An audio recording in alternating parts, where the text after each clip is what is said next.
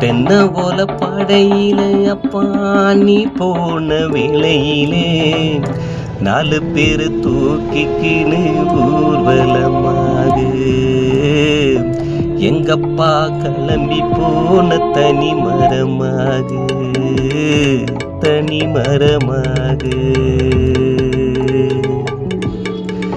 குடும்பத்தின் குலவிளக்காயிருந்த எங்க அன்பு அப்பா குடும்பத்தின் குலவிளக்கை அணைத்து சென்றது நியாயமா?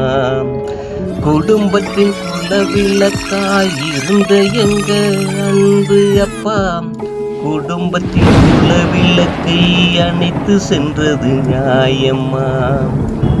உன்னால அன்பு மகன் நினைத்து நினைத்து அழுபுறம்பா நேசம் கொண்ட மகளோ தினமும்